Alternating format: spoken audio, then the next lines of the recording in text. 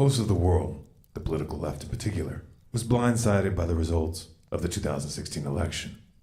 To say that some are having a hard time coming to terms with the words President Trump and what the next 4 to 8 years will bring would be an understatement. Those who told you that a Trump presidency was impossible were quick to remix the pre-election narratives, framing the Donald as something of a Hitler 2.0 and attempting to position themselves as leaders of a new resistance. Self-reflection still seems to be off the table. On the other end of the spectrum, you have those who took Trump's promises at face value and who actually believe he will make America great again, proclaiming the dawn of a new age of conservatism as the stock market rose to record highs before he actually took office. Let's just cut to the chase. Is Trump going to usher in a new era of prosperity and innovation, or is he going to be the one standing in the center ring when the circus tent comes down? Remember, some voted for Trump as a political Molotov cocktail. Trump is a businessman, you say. He's going to make things happen. Cut taxes, cut regulation, invest $1 trillion in infrastructure, including a ginormous wall, punish companies that move factories overseas, rebuild the military, restore relations with Russia, start a trade war with China, and a new arms race would create jobs. There's a lot to unpack there, and those debates are worth having. However, much of this hinges on a variable that Trump doesn't control: the Federal Reserve. The Federal Reserve has held interest rates at near zero for close to a decade. They also engaged in quantitative easing from 2009 to 2014, accumulating $4.5 trillion worth of mortgage-backed securities and treasury notes. This inflated stock and bond market bubbles of historic proportions. When a friendly face is in the White House, crashes are typically attributed to a war, terrorist attack, or some other external variable. The Trump presidency, however, is an excuse in and of itself.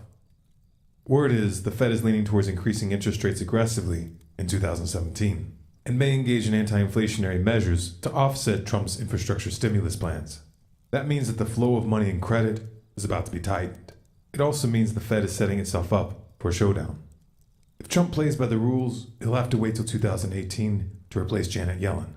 A lot can happen within that time frame. Trump's personality is a wild card. He's impulsive, he fights dirty, fights to win. If Trump goes to war with the Federal Reserve, this could get out of hand in ways that most can't even imagine, especially when geopolitics are factored in. As a result, the US dollar's position as a world reserve currency is going to be in play. Add to that backdrop a little social unrest on the domestic front. If recent history serves as any indicator, we can count on seeing some kind of racially charged flashpoint involving the police during the Trump administration, probably before 2017 is over. It's also fairly safe to say that some of these protests will turn violent and destructive. The trend has been towards escalation. Having Trump in charge will take this to a new level. Trump ran on a platform of law and order and support for the police, which piggybacked on the perception that Obama was undermining law enforcement during his term. Just the belief that Trump has their back is going to influence police response.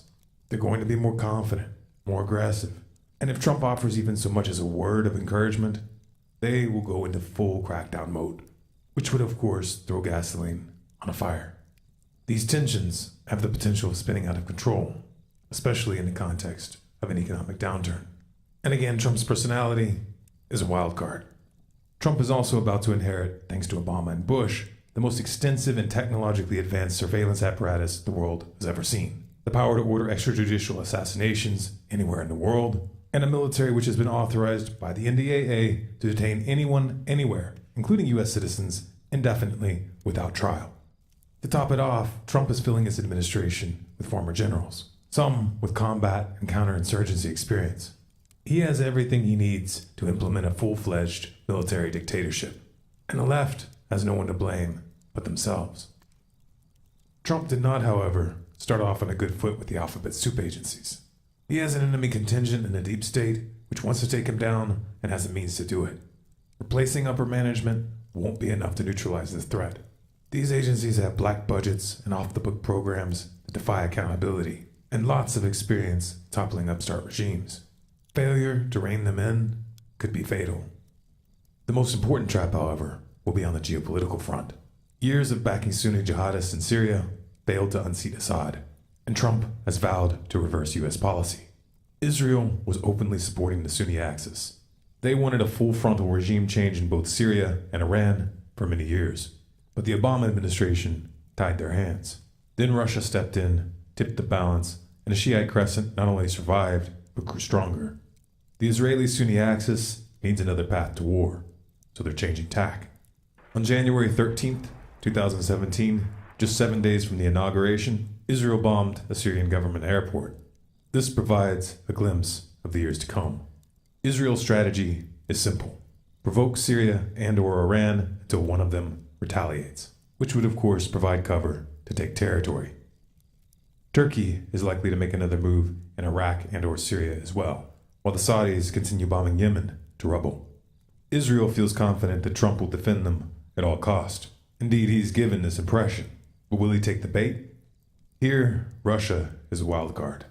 What happens if Russia moves quickly to provide Syria and Iran with the means of defending themselves? What happens when Putin and Netanyahu are competing for Trump's ear? With all the other variables in play, will Trump even have the means to influence the outcome in this region?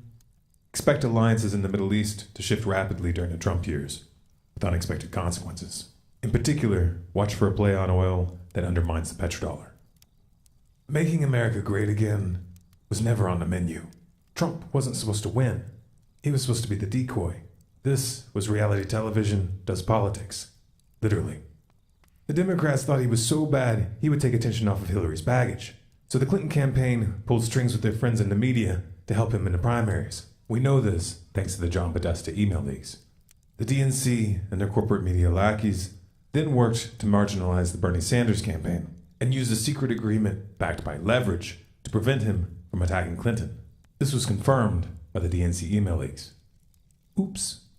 You can't unthrow a Molotov cocktail. So get your popcorn and buckle up, or leave the United States if you were planning to. The show is about to begin.